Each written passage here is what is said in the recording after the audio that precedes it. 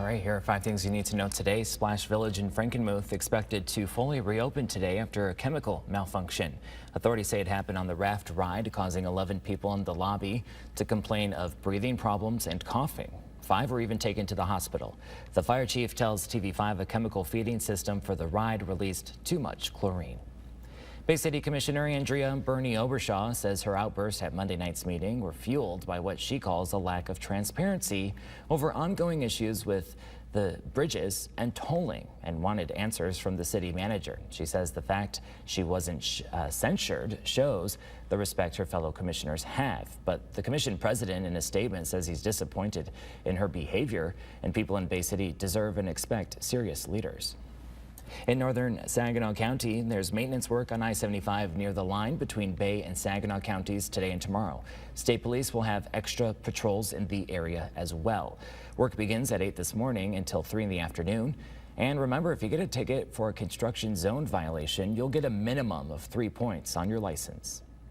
It's also pothole season. AAA is giving some tips on how to protect your car over the next couple of months. Check your tires, the tread depth, and tire pressure. Also try to scan the street ahead to dodge any bumps or potholes before they sneak up on you. And AAA also suggests avoid driving through standing water. If you're looking for a fun and sweet way to get outside this month, check out the Chippewa Nature Center. They've officially kicked off maple syrup season with hands-on demos that you can take part in. And we have TV5's Lauren Piesco joining us live this morning from Midland with all those fun details. So Lauren, good morning. How's it going? Yeah, we've got all the details. Blake, good morning. We are reporting live from Midland at the Chippewa Nature Center here in the Sugar House this morning. As you can see, we've been cooking some maple syrup all morning long, starting to thicken just a little bit. It's pretty steamy in here right now. I have our educator, Michelle, with me. Good morning. Good morning.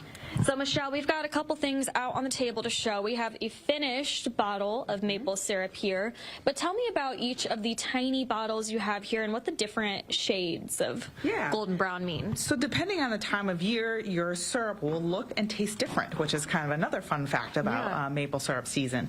Typically, early in the season, you're going to get this really light stuff here. That's because that's when sugar content in the trees is highest. Like, that's the optimum.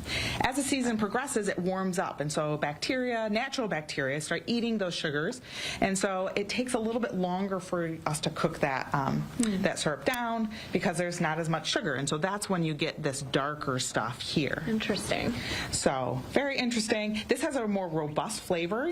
Back in old times, this was not the preferred. The light stuff was the preferred stuff, but we're actually switched. A lot of people now prefer this dark stuff because of that robust flavor. Okay. What does this crystallized bottle of syrup represent? Yeah, so there's actually a lot of science to syrup making as far as like how long you cook it. And so if you cook it too long, when you put your bottle of syrup in the refrigerator, it will crystallize on the bottom. Interesting. And if you don't cook it enough, there's too much water in it and it will actually spoil.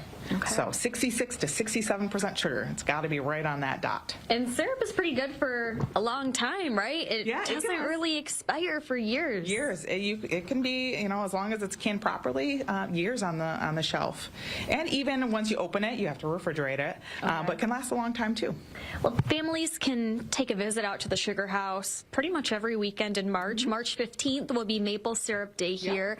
But if someone comes out for a visit, what can they look forward to? What should they expect? Yeah, so they're gonna for the afternoons at the Sugar House, they're gonna come here to the Sugar House, see our evaporator in working order here. They're gonna see the props, learn more about the process of how we ID trees, how we tap them, how many we have here, how long this takes, and then usually at the end they also do a tasting. So not everyone has actually tried real maple syrup.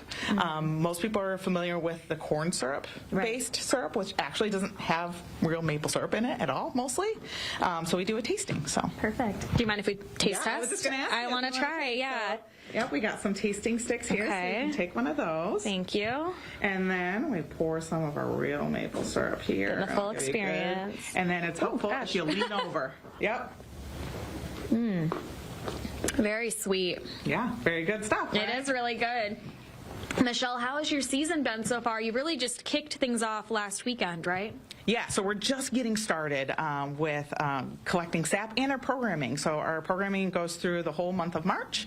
Even if our season stops, we'll still be interpreting this process and explaining it to people. But we hope that we'll have a long season making lots of maple syrup here at the Nature Center. Just need the ground to thaw. Just need it to get a little warmer out here. But not too warm. Once those buds pop open, we can't do maple syrup anymore. So. All right, good to know. Well, lots to look forward to here at the Chippewa Nature Center. Michelle, thank you for everything this morning. Once again, reporting live from Midland, Lauren Piesco for TV5. We're going to send it back to Matthew with weather.